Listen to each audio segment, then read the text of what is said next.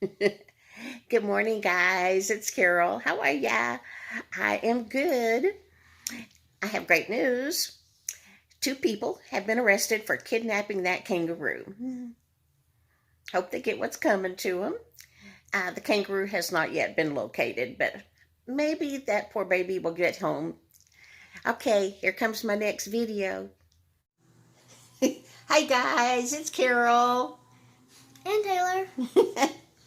I'm going to tell you a story about when I worked at the library. And while we're doing that, Taylor and I are going to draw. Let me show you what we've got. Is it recording? Yes, we're rolling. Hmm? Yes, we're Oh. Okay, Taylor and I are going to draw something. And while I tell you this story, these are scratch-off pages that are the kids, but Casey and I love them just as much as they do. Back when I worked at the library, oh, that's the back side. You can color that picture or you can do the scratch off. Back when I worked at the library, we had summer reading programs every Wednesday in the summer. And we invited different people from the community to come do things. And there was this lady named Wanda that raised snakes. And she had a boa constrictor named Rosie. Now, Rosie was getting pretty old, and she was really big. We would put those meeting room tables, you know, those rectangular tables that are about 6 feet long. We would put two of those together, so it was more like 12 feet to put Rosie on because she was bigger than just one of them. She was longer. And she was a fat, huge snake. She had a big canvas bag she brought her to the library in, and then she raised other snakes too. And so she and her husband would bring these snakes and do a program for us. Well, after she told the kids all about the snakes and, you know, raising them and stuff, then she and her husband would walk around holding the snakes so kids could pet them. And I did not like snakes, so I never wanted to carry one around. Well, this one time, the lady's name was Wanda, and her husband, she called him Skinny. They were walking around this whole huge group of kids, showing them the snakes, and my boss was walking around with a snake, and that just left me just talking to the kids.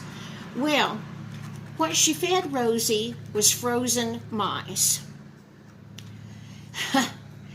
And Rosie didn't poop very often, she said. But this one time at the library, Rosie decided to poop on those meeting tables. And my boss came over and he said, Carol, I'm going to need you to clean that up. And I said, what? You want me to clean up the snake poop? And he said, well, you can clean up the snake poop, or you can hold the snake and I'll clean it up. Well, I do not like snakes, and I did not want to hold that snake. So I said, are you sure it's my job? And he said, you know, in your job title where it says, and other duties as required. Well, this is another duty as required. So now this was a long time ago, back before we would even have thought about putting gloves on for anything like that. I mean, we just did it.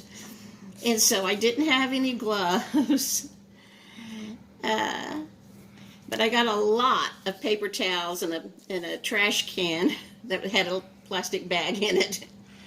And I proceeded to clean up that mouse poop.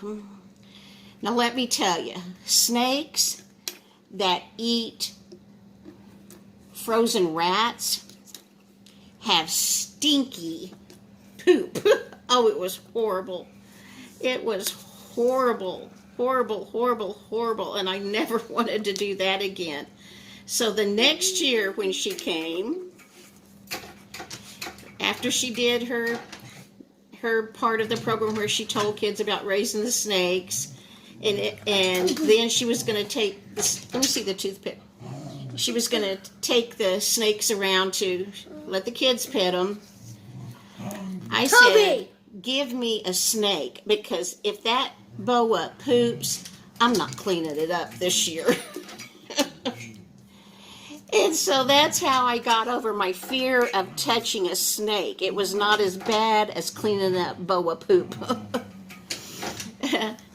And I still don't like snakes, but if I know they're not going to bite me, I will touch them if I have to. They feel like a Toby! Taylor, don't yell. They feel like a boot. If you're touching the toe of a boot, a cowboy boot, they're about, they just feel like that. They feel like the boot. And you see the toothpick a second. I always thought snakes would be kind of slimy. They're not. They're dry as could be. And if you look at them really, really, really close, their scales are really pretty. I just don't want to see one outside. Here we have rattlesnakes, and there is a field across from our apartments where you're supposed to walk your dogs.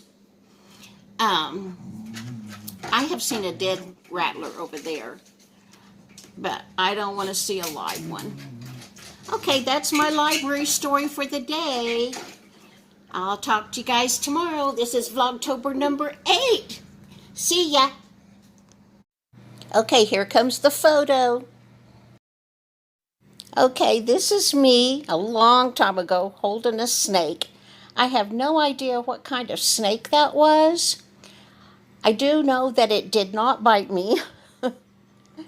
And it didn't get anywhere near my face or I would have been screaming.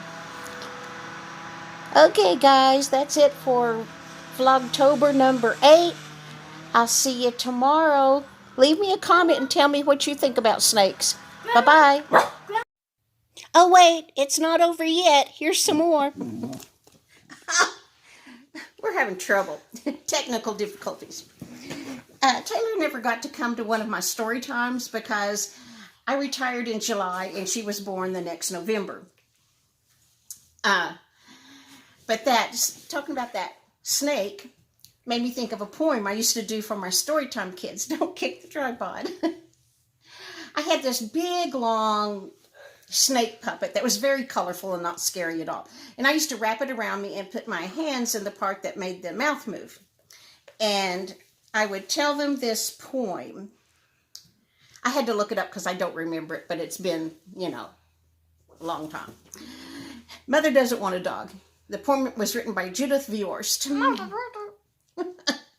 Mother doesn't want a dog. Mother says they smell and never sit when you say sit, or even when you yell. And when you come home late at night and there's ice and snow, you have to go back out because the dumb dog's got to go. Mother didn't want a dog.